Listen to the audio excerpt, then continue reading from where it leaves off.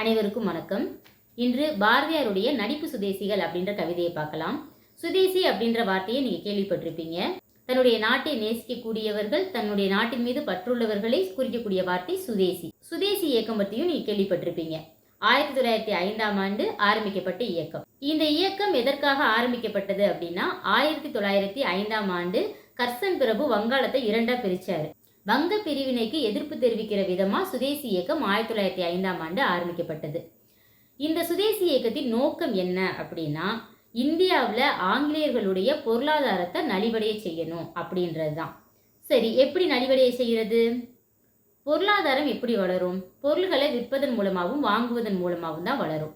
அப்போ அதை உடைச்சிட்டோம் அப்படின்னா அவங்க ஈஸியாக பொருளாதாரத்தில் நலிவடைஞ்சிருவாங்க இல்லையா? அதுக்கு என்ன பண்ணலாம்? இந்தியாவிலேயே பொருட்களை உற்பத்தி பண்ணுறது, இந்தியாவில் உற்பத்தி பண்ண பொருள்களை மட்டுமே பயன்படுத்துறது, அந்நிய பொருள்களை நிராகரிக்கிறது. இதுதான் சுதேசி இயக்கத்தினுடைய முக்கியமான நோக்கமா இருந்தது. இந்த சுதேசி இயக்கத்தின் மூலமா உள்நாட்டிலேயே பொருட்களை உற்பத்தி பண்ணாங்க.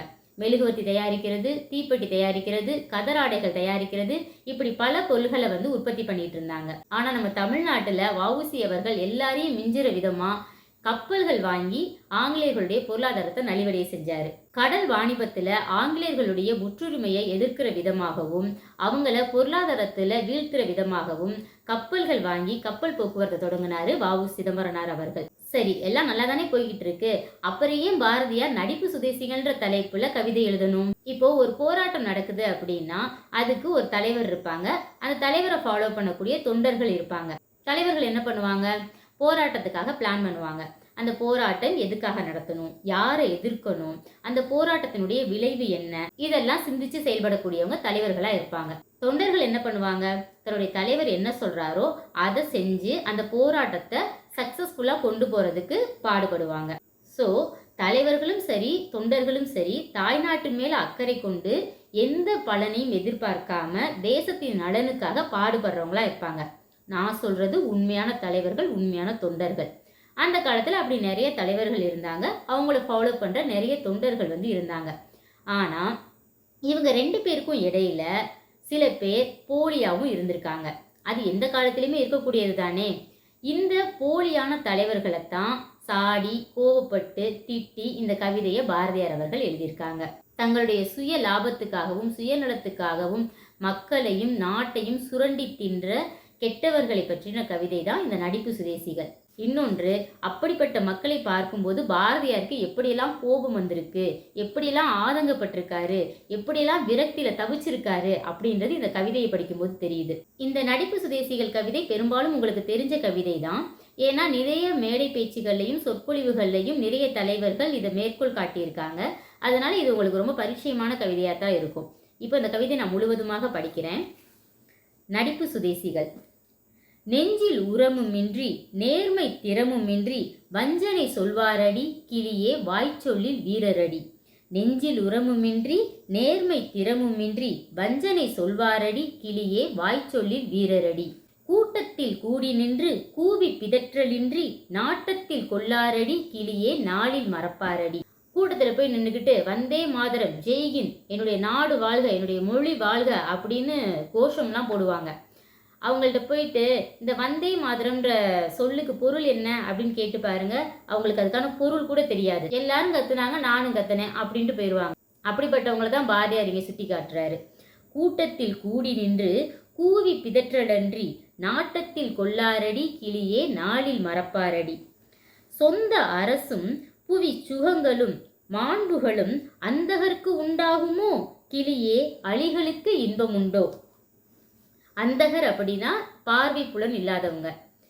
சொந்த அரசும் புவி சுகங்களும் மாண்புகளும் அந்தகருக்கு உண்டாகுமோ. அதாவது இங்க யார் அவர் பார்வை இல்லாதவங்கன்னு சொல்றாருன்னா, சொந்த நாட்டின் மீது பற்று இல்லாதவங்க. சொந்த நாட்டின் மீது பற்று இல்லாம என் நாட்டை நான் நேசிக்கிறேன், என் மக்களுக்காக நாங்கள் பாடுபடுறேன் அப்படின்னு சொல்லி போலியா சொல்லிக்கிட்டு பொய்யா தெரியக்கூடியவங்களை சாடி சொல்றாரு. அறிவு புலன் இல்லாதவங்களை பார்வை புலன் இல்லாதவங்க அப்படின்னு பாரதியார் சாடுறாரு. இதை படிச்சோன்னா வள்ளுவருடைய ஒரு குறள் உங்களுக்கு ஞாபகம் வந்திருக்கும். கண்ணுடையர் என்பவர் கற்றோர் முகத்திரண்டு புண்ணுடையவர் கல்லாதவர். படிச்சவங்க மட்டும்தான் கண்ணுடையவங்க, படிக்காதவங்க கண் இல்லாதவங்க, கண் இருந்தும் இல்லாதவங்க அறிவு குருடர்கள்னு சொல்லியிருப்பாரு. அதே மாதிரிதான் இங்க பாரதியாரும் சொல்றாரு. சொந்த அரசும் புவி சுகங்களும் மாண்புகளும் அந்தகர்க்கு உண்டாகுமோ கிளியே அழிகளுக்கு இன்பமுண்டோ. அடுத்ததா, கண்கள் இரண்டிருந்தும் காணும் திறமையற்ற பெண்களின் கூட்டமடி கிளியே பேசி பயனென்னடி. அதாவது கண்கள் இருக்கு, ஆனா தங்களுடைய சொந்த மக்கள் கஷ்டப்படுறத கண்டும் காணாம இருக்காங்க. இவங்களுக்கு கண்ணு இருந்தா என்ன, இல்லைன்னா என்ன அப்படின்னு பாரதியார் கேட்கிறாரு. இதுக்கும் வள்ளுவருடைய ஒரு குறள் இருக்கு, கண்ணோட்டம் இல்லாத கண் அப்படின்னு சொல்லியிருப்பாரு. பண் என்னாம் பாடற்கு இயைபின்றேல் கண் என்னாம் கண்ணோட்டம் இல்லாத கண். உன்னை சுற்றி இருக்கக்கூடிய மக்கள் கஷ்டப்படும் பொழுது, வறுமையில் இருக்கும் பொழுது, உன்னிடம் இறந்து நிற்கும் பொழுது அவர்கள் மீது இறக்கப்படாத கண் இருந்தா என்ன, இல்லாட்டி என்ன அப்படின்னு வள்ளுவர் கேட்டிருப்பாரு. அதையத்தான் இங்க பாரதியார் சொல்றாரு. கண்கள் இரண்டிருந்தும் காணும் திறமையற்ற பெண்களின் கூட்டமடி. உடனே பெண்கள் நம்ம எல்லாம் கோவப்படணுன்ற அவசியம் இல்லை. எப்படி பாரதியார் நம்மளை எப்படி சொல்லலாம், நம்ம என்ன அப்படியா இருக்கோம், அவங்கள மாதிரி நம்ம போலியாவா வேஷம் போட்டுட்டு இருக்கோம், நம்மளோட எப்படி அந்த நடிப்பு சுதேசிகளை கம்பேர் பண்ணலாம் அப்படின்னு நம்ம கோவப்படணுன்ற அவசியம் இல்லை. இந்த வரிகள் மூலமா நம்ம தெரிஞ்சுக்க வேண்டியது அந்த காலத்துல பெண்களின் நிலைமை எப்படி இருந்தது அப்படின்றதுதான். அந்த காலத்துல பொது வெளியில பெண்கள் அனுமதிக்கப்படல. பொது வெளியில என்ன, அடுப்பங்கரையில இருந்து ஹாலுக்கு வரவே அவங்களுக்கு அனுமதி கிடைச்சிருந்திருக்காது. அதானே உண்மை. ஆண்கள் இல்லாதப்பதான் அவங்க அந்த வீட்டுக்குள்ளேயே நடமாட முடியும். அந்த காலத்துல பெண்கள் ஆண்களுடைய முகத்தை பார்த்து பேசக்கூடாது, முகத்தை பார்த்து உணவு பரிமாறக்கூடாது, ஆண்களோட சேர்ந்து உட்கார்ந்து உணவருந்த கூடாது, ஆண்கள் பேசிட்டு இருக்கப்ப அந்த இடத்துல பெண்கள் இருக்கக்கூடாது, கணவன் பக்கத்துல கூட மனைவி உட்காரக்கூடாது. அது மிகப்பெரிய அவமரியாதையா கருதப்பட்ட காலம் அந்த காலம். அந்த காலம் என்ன, இப்ப கூட கணவன் பக்கத்துல மனைவி சேர்ந்து உட்கார்றது அவமரியாதையா நினைக்கக்கூடிய காலமா தான் இருக்கு. நம்ம நிறைய சினிமாக்கள்லையும் சீரியல்லையும் பார்த்துட்டு பெண்கள் ரொம்ப முன்னேறிட்டாங்க அப்படின்னு நினைச்சுக்கிட்டு இருக்கோம். பெண்கள் ஜீன்ஸ் பேண்ட்டும் டிஷர்ட்டும் போட்டு வெளியில வர்றதுனால பெண்கள் நல்லா முன்னேறிட்டாங்க, எல்லாரும் படிக்கிறாங்க, அதனால பெண்களுக்கு சுதந்திரம் கிடைச்சிருச்சு அப்படின்னு நம்ம நம்பிக்கிட்டு இருக்கோம். ஆனா அது உண்மை இல்லை. இந்தியாவில் 100-90 பெண்கள் இன்னும் அந்த பழைய வழக்கங்கள்ல இருந்து மீள முடியாம தான் இருக்காங்க. பெண்களே இன்னும் பெண் சுதந்திரத்தை ஏற்றுக்க முடியாத மனநிலையில தான் இருக்காங்க. நம்ம பெண்கள் நம்ம இப்படிதான் இருக்கணும் அப்படின்ற மனநிலை இன்னும் நிறைய பெண்கள்கிட்ட இருக்கு. அந்த பழங்கால கட்டுப்பாடுகள்ல இருந்து வெளிவர முடியாம அந்த கட்டுப்பாடுகளை தங்கள் மீதும் தங்களுடைய பிள்ளைகள் மீதும் தங்களுடைய பேர பிள்ளைகள் மீதும் சுமத்தக்கூடிய பெண்கள் இன்னைக்கும் இந்தியாவில் இருந்துகிட்டு தான் இருக்காங்க. அதை தான் இங்க பாரதியார் பதிவு பண்றாரு. கதைகளும் சரி கவிதைகளும் சரி அந்தந்த காலகட்டத்தை படம் பிடித்து காட்டக்கூடிய புகைப்பட கருவிதான். இந்த கவிதையின் மூலமா அந்த காலத்துல மக்கள் எப்படி இருந்தாங்க, பெண்கள் எப்படி இருந்தாங்க, அதை பார்த்து பாரதியார் எவ்வளவு கோவப்பட்டாரு, எவ்வளவு விரக்தியில இந்த பாடலை எழுதியிருக்காரு அப்படின்றத நம்ம தெரிஞ்சுக்க முடியும். கண்கள் இரண்டிருந்தும் காணும் திறமையற்ற பெண்களின் கூட்டமடி கிளியே பேசி பயனென்னடி. யந்திர சாலை என்பார் எங்கள் துணிகள் என்பார் மந்திரத்தாலே எங்கும் கிளியே மாங்காய் வீழ்வதுண்டோ. நம்ம நாட்டிலே தொழிற்சாலைகள் ஆரம்பிப்போம், நம்மளே பொருள்களை உற்பத்தி பண்ணுவோம், நம்ம நாட்டு பொருள்களை மட்டுமே பயன்படுத்துவோம், அந்நிய பொருள்களை நிராகரிப்போம் அப்படின்னு சும்மா வெட்டியா பேசிக்கிட்டு இருப்பாங்களே தவிர இவங்க ஒண்ணுமே செய்ய மாட்டாங்க. வடிவேல் சொன்ன மாதிரி சும்மா பேசிக்கிட்டே இருக்கானே தவிர பாம்பை வெளியே விட மாட்டேங்கிறானே ஐயா அப்படின்ற மாதிரி இவங்கெல்லாம் செயல்ல ஒண்ணுமே இல்லையே அப்படின்னு ஆதங்கப்படுறாரு பாரதியார். உப்பென்றும் சீனி என்றும் உள்நாட்டு சேலை என்றும் செப்பி திரிவாரடி கிளியே செய்வது அறியாரடி. 1930 காந்தியடிகள் உப்பு சத்தியாகிரகம் நடத்தினாரு. அதை ஆரம்பத்தில் ஆங்கில அரசு பெருசா கண்டுக்கல, இது என்ன சும்மா ஒரு சாதாரண போராட்டம் தானே அப்படின்னு விட்டுட்டாங்க. இர்வின் பிரபு கூட கோப்பைக்குள் எழுந்த புயல் அப்படின்னு இந்த போராட்டத்தை வர்ணிச்சிருப்பாரு. ஆனா இந்த போராட்டம் நாடு முழுவதும் பெரிய கிளர்ச்சிகளையும் எழுச்சிகளையும் உண்டு பண்ணுச்சு. அதுக்கப்புறம் காந்தி இர்வின் ஒப்பந்தம் கையெழுத்தாகிறது கூட இந்த போராட்டம் வழிவகுத்துச்சு. மார்ச் 5 1931 காந்தி இர்வின் ஒப்பந்தம் கையெழுத்தாயிருக்கும். அந்த அளவுக்கு மகாத்மா காந்தியுடைய போராட்டம் வெற்றிகரமா அமைஞ்சது. ஆனா பாரதியார் சொல்றது போலியான சுதேசிகளை. போலி சுதேசிகள் என்ன பண்றாங்க, நாங்களே உப்பு காய்ச்சுவோம், நாங்களே சீனிகளை தயாரிச்சுக்குவோம், நாங்களே கதராடைகளை தயாரிச்சுக்குவோம், உங்க பொருள்லாம் வேணான்னு சொல்லுவாங்க, ஆனா அதை செயல்படுத்த மாட்டாங்க அப்படின்னு சொல்றாரு. உப்பென்றும் சீனி என்றும் உள்நாட்டு சேலை என்றும் செப்பி திரிவாரடி கிளியே செய்வது அறியாரடி. தேவியர் மானமென்றும் தெய்வத்தின் பக்தி என்றும் நாவினார் சொல்வதல்லால் கிளியே நம்புதல் அற்றாரடி. எங்களுடைய நாடு பக்தியில சிறந்த நாடு, எங்களுடைய பெண்கள் எல்லாம் கற்புல சிறந்தவங்க அப்படின்னு சொல்லுவாங்க, ஆனா அவங்களே நம்ப மாட்டாங்க அப்படின்னு சொல்றாரு. தேவியர் மானமென்றும் தெய்வத்தின் பக்தி என்றும் நாவினார் சொல்வதல்லால் கிளியே நம்புதல் அற்றாரடி. மாதரை கற்பழித்து வன்கண்மை பிறர் செய்ய பேதைகள் போல் உயிரை கிளியே பேணி இருந்தாரடி. அந்நியர்கள் நம்ம நாட்டில் வந்து நம்ம நாட்டு பெண்களை மானபங்கப்படுத்தி அசிங்கப்படுத்தி கொடுமைப்படுத்திக்கிட்டு இருக்கிறத பார்த்தும் தங்களுடைய உயிர் தான் முக்கியம்னு சொல்லி பயந்து ஒளிஞ்சுக்கிட்டு இருக்காங்க இவங்கெல்லாம் என்ன சுதேசிகள் அப்படின்னு நல்லா நாக்கப்படுங்கிற மாதிரி கேள்வி கேட்குறாரு. மாதரை கற்பழித்து வன்கண்மை பிறர் செய்ய பேதைகள் போல் உயிரை கிளியே பேணி இருந்தாரடி. தேவி கோயிலில் சென்று தீமை பிறர்கள் செய்ய ஆதி பெரிதென்றெண்ணி கிளியே அஞ்சி கிடந்தாரடி. இங்கே தேவி கோயில்னு சொல்றது நம்ம இந்தியாவை சொல்றாரு, நம்ம நாட்டை வந்து கோயில்னு சொல்றாரு. ஏதோ ஒரு நாட்டுல இருந்து வந்தவன் நம்ம நாட்டை அடிமையாக்கி நம்ம நாட்டு மக்களை அடிமையாக்கி நம்ம நாட்டுக்கு இருக்கக்கூடிய செல்வங்கள்லாம் சுரண்டி அவங்க நாட்டுக்கு எடுத்துட்டு போறான். அதை கேட்க தைரியம் இல்லாம தங்கள் உயிர் தான் பெருசுன்னு பயந்துகிட்டு இருக்காங்க இவங்களெல்லாம் என்ன பண்றது அப்படின்னு பாரதியார் கேட்கிறாரு. தேவி கோயிலில் சென்று தீமை பிறர்கள் செய்ய ஆதி பெரிதென்றெண்ணி கிளியே அஞ்சி கிடந்தாரடி. அச்சமும் பேடிமையும் அடிமை சிறுமதியும் உச்சத்தில் கொண்டாரடி கிளியே ஊமை ஜனங்களடி. அச்சமும் பேடிமையும் அடிமை சிறுமதியும் உச்சத்தில் கொண்டாரடி கிளியே ஊமை ஜனங்களடி. இந்த வரிகளை படிக்கும்போது எனக்கு பாரதியாருடைய இன்னொரு கவிதை ஞாபகத்துக்கு வருது. நெஞ்சு பொறுக்குதில்லையே இந்த நிலை கெட்ட மனிதரை நினைந்து விட்டார், அஞ்சி அஞ்சி சாவார் அவர் அஞ்சாத பொருளில்லை அவனியிலே அப்படின்னு பாரத ஜனங்களை தற்கால நிலைமை கவிதையில பாரதியார் எழுதியிருப்பாரு. இந்த வரிகள் படிச்சோட எனக்கு அந்த வரிகள் ஞாபகத்துக்கு வருது. ஊக்கமும் உள்வலியும் உண்மையிற் பற்றுமில்லா மாக்களுக்கு ஓர்கணமும் கிளியே வாழ தகுதியுண்டோ. இந்த மாதிரி இருக்கவெல்லாம் பூமிக்கு பாரமா எதுக்கு இருக்கான், செத்து தொலைய வேண்டியதானே அப்படின்னு நான் சொல்லல, பாரதியார் சொல்றாரு. இதே மாதிரி திருவள்ளுவரும் ஒரு குறள்ல சொல்லியிருப்பாரு. அந்த குறளை படிக்கிறப்பெல்லாம் எனக்கு வந்து அவ்வளோ சிரிப்பா வரும். எவ்வளவு கோபம் இருந்தா, எவ்வளவு ஆதங்கம் இருந்தா, எவ்வளவு விரக்தி இருந்தா இந்த குறளை திருவள்ளுவர் எழுதியிருப்பாரு அப்படின்னு நான் நினைச்சு சிரிச்சது உண்டு. செவியர் சுவையுணரா வாயுணர்வின் மாக்கள் அவையினும் வாழினும் ஏன் அப்படின்னு வள்ளுவர் எழுதியிருப்பாரு. நீங்களா எதுக்கட இருக்கீங்க, நீங்களா இருந்தா என்ன செத்தா என்ன போய் தொலை அப்படின்ற மாதிரி அவர் சொல்லியிருப்பாரு. அதே கோபம் தான் இங்க பாரதியாருக்கும். ஊக்கமும் உள்வலியும் உண்மையில் பற்றுமில்லா மாக்களுக்கு, வள்ளுவரும் அப்படிதான் சொல்லுவாரு, மாக்கள் தான் சொல்லுவாரு. மனிதர்கள் அல்லாதவங்கள, நல்ல பண்பு அல்லாதவங்கள, படிக்காதவங்கள நீ மனுஷனே இல்லடா நீ வந்து விலங்கு அப்படின்னு சொல்லுவாரு இல்லையா, அதே தான் இங்க இவரும் சொல்றாரு. மாக்களுக்கு ஓர்கணமும் கிளியே வாழ தகுதியுண்டோ, நீலாம் எதுக்கு வாழ்ற பூமிக்கு பாருமா அப்படின்னு கேட்கிறாரு. மானம் சிறிதென்றெண்ணி வாழ்வு பெரிதென்றென்னும் ஈனருக்கு உலகத்திலே கிளியே இருக்க நிலையுண்டோ. அதே தான் மேல சொன்னதும் அதே சொல்றாரு. மானம் சிறிதென்றெண்ணி வாழ்வு பெரிதென்றென்னும் ஈனருக்கு உலகந்தனில் கிளியே இருக்க நிலையுண்டோ.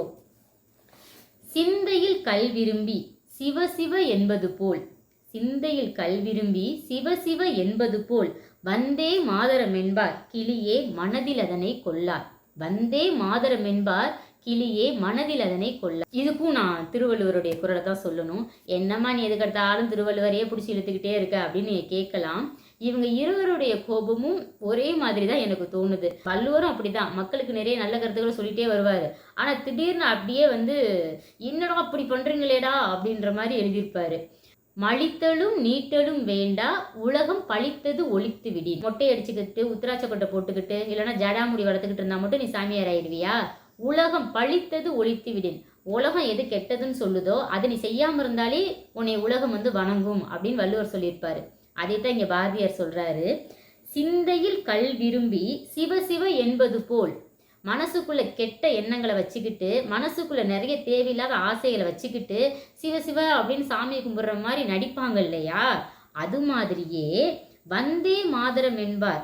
வந்தே மாதரன்பான், ஜெய்கிந்துன்பான், மொழிப்பற்று இருக்குன்பான், நாட்டுப்பற்று இருக்குன்பான், ஏன் மக்கள்ன்பான். ஆனா மனதில் அதனை கொள்ளார். மனசுல உண்மையிலே அது மேல பற்று இருக்கா அப்படின்னா இல்ல அப்படின்னு சொல்றாரு. சிந்தையில் கல் விரும்பி சிவசிவ என்பது போல் வந்தே மாதரம் என்பார் கிளியே மனதில் அதனை கொள்ளார். பழமை பழமை என்று பாவனை பேசலன்றி பழமை இருந்த நிலை கிளியே பாமரர் ஏதறிவார். பழமை பழமை என்று பாவனை பேசலன்றி பழமை இருந்த நிலை கிளியே பாமரர் ஏதறிவார். பாரம்பரியம், பண்பாடு, பழமை இப்படின்னு வாயில சொல்லுவாங்களே தவிர அவங்களுக்கே அப்படின்னா என்னன்னு தெரியாது. பொய் பொய்யா சொல்றாங்கய்யா அப்படின்னு பாரதியார் சொல்றாரு. நாட்டில் அவமதிப்பும் நானின்றி இலி செல்வ தேட்டில் விருப்பம் கொண்டே கிளியே சிறுமை அடைவாரடி. நாட்டில் அவமதிப்பும் நானின்றி இலி செல்வ தேட்டில் விருப்பம் கொண்டே கிளியே சிறுமை அடைவாரடி. தன்னுடைய நாட்டின் மீது உண்மையான அன்பு இருக்காது, உண்மையான பற்று இருக்காது. ஆனால் எப்படியாவது பணம் சம்பாதிக்கணும், இழிந்த முறையிலேயாவது, கேவலமான முறையிலாவது பணம் சம்பாதிக்கணுன்ற ஆசை உள்ளவங்க தான் இந்த நடிப்பு சுதேசிகள் அப்படின்னு சொல்றாரு.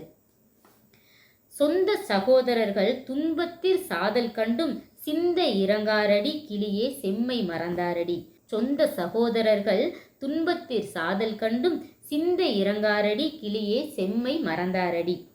பஞ்சத்தும் நோய்களிலும் பாரத புழுக்கள் போல் துஞ்ச தம் கண்ணார் கண்டும் கிளியே சோம்பி கிடப்பாரடி. 1877 வருடம் மெட்ராஸ் மாகாணத்துல பயங்கரமான பஞ்சம் வந்துச்சுன்னு சொல்லுவாங்க.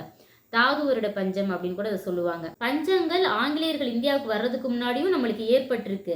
ஆனா அந்த பஞ்ச காலங்களை எப்படி எதிர்கொள்ளணும்னு நம்ம மக்களுக்கு தெரிஞ்சிருந்திருக்கு. அந்த பஞ்ச காலங்கள்ல மக்களுக்கு எப்படி நிவாரணங்கள் வழங்கணும், எப்படி உணவுப் பொருட்களை சேமிச்சு வைக்கணும் அப்படின்றது அன்றைய ஆட்சியாளர்களுக்கும் தெரிஞ்சிருந்திருக்கு. ஆனா ஏன் ஆங்கிலேயர்கள் காலத்துல ஏற்பட்ட பஞ்சங்கள் மட்டும் அதிகமா பேசு பொருளாகுது அப்படின்னா, இங்க பஞ்சத்துல மக்கள் மடிஞ்சிட்டு இருப்பாங்க. ஆனா நம்ம நாட்டில் இருக்கக்கூடிய செல்வங்களை எல்லாம் கப்பல்ல ஏற்றி அவன் நாட்டுக்கு எடுத்துட்டு போயிட்டு இருப்பான். அதனாலதான் இவ்வளவு கோபமும் இவ்வளவு ஆத்திரமும் நம்மளுக்கு வருது. அவன் நம்மளை ஆட்சி பண்ணிக்கிட்டு இருக்கான், நம்மளை ஆண்டுகிட்டு இருக்கான், நம்ம கட்டுற வரி பணத்தில் வாழ்ந்துகிட்டு இருக்கான். அப்போ நம்ம மக்கள் சாகும்போது அவன் என்ன பண்ணணும்? நம்மளுக்கு உதவி செய்யணும்ல. உதவின்னு கூட அதை சொல்லக்கூடாது, நம்மள்ட்ட இருந்து வாங்கின வரி பணத்தை நம்மளுக்கு திருப்பி செலவழிக்கணும்ல. ஆனால் அவன் தன்னோட நாட்டுக்கு நம்மளுடைய பணத்தையும் செல்வத்தையும் நம்மளுடைய தானியங்களையும் ஏற்றுமதி செஞ்சுக்கிட்டு இருந்தான். அதையெல்லாம் கண்ணார கண்டும் கூட அதுக்காக போராடாம அவங்கள தட்டி கேட்காம நம்மளுக்கு கிடைச்ச வரைக்கும் லாபம்டா அப்படின்னு சொல்லிட்டு தான் இருந்திருக்காங்க அப்படின்றது இந்த பாடல் மூலமா நம்மளுக்கு தெரிய வருது. பஞ்சத்தும் நோய்களிலும் பாரதர் புழுக்கள் போல் துஞ்ச தம் கண்ணார் கண்டும் கிளியே சோம்பி கிடந்தாரடி. அதான் கண்ணோட்டம் இல்லாத கண். கடைசியா 18வது ஸ்டான்ஸா. தாயை கொள்ளும் பஞ்சத்தை தடுக்க முயற்சியுறார், வாயை திறந்து சும்மா கிளியே வந்தே மாதரம் என்பார். தாயை கொள்ளும் பஞ்சத்தை தடுக்க முயற்சியுறார், வாயை திறந்து சும்மா கிளியே வந்தே மாதரம் என்பார். இதுதான் பாரதியாருடைய நடிப்பு சுதேசிகள் என்ற கவிதை. இந்த கவிதையை படிக்கும் பொழுது அந்த காலத்துல மக்களினுடைய மனநிலை எப்படி இருந்தது, பாரத நிலை எப்படி இருந்தது, அதை பார்த்து பாரதியாருடைய மனநிலை எப்படி இருந்தது, பெண்களுடைய நிலை எப்படி இருந்தது, இதெல்லாம் தெரிஞ்சுக்கலாம் அப்படின்னு நான் சொன்னேன் இல்லையா? ஆமாம், தெரிஞ்சுக்கலாம் தான். ஆனால் இந்த கவிதையை படிக்கும்போது எனக்கு என்ன தோணுதுன்னா, இந்த கவிதை எழுதி ஒரு 100 வருடங்கள் இருக்குமா? 1882 பாரதியார் பிறந்தாரு. 1921 அவர் இறந்து போயிட்டாரு. 1905 சுதேசி இயக்கம் ஆரம்பிச்சாங்க. 1905க்கு அப்புறம் தான் சுதேசி இயக்கம், சுதேசி பொருட்கள், சுதேசி கப்பல் கம்பெனி இப்படிலாம் மக்கள்கிட்ட பிரபலமாக ஆரம்பிக்குது.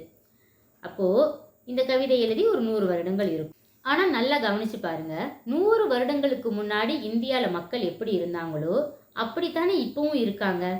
என்னையும் நான் சேர்த்துக்கிறேன், அப்படித்தானே இப்பவும் நம்ம இருக்கோம்.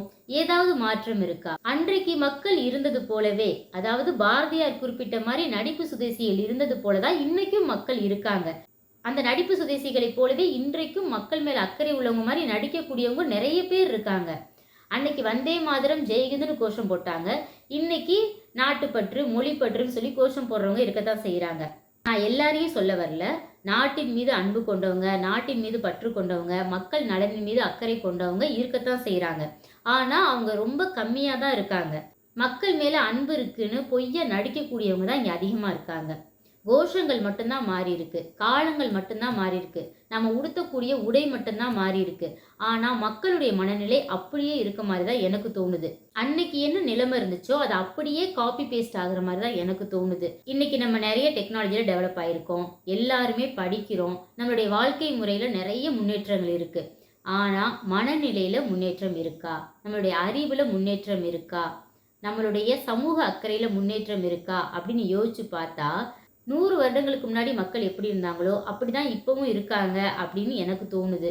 இந்த மக்கள்ல ஒருத்தரா நாம இருக்கக்கூடாதுன்றதும் எனக்கு தோணுது. நம்ம நாட்டுக்கு நல்லது செய்யலாட்டியும் பரவாயில்ல, கெட்டது செய்யாம இருக்கணும் அப்படின்னு இந்த கவிதையை படிச்சதுக்கு அப்புறம் எனக்கு தோணுது. உங்களுக்கு என்ன தோணுது அப்படின்றத நீங்க சொல்லுங்க. நன்றி, வணக்கம்.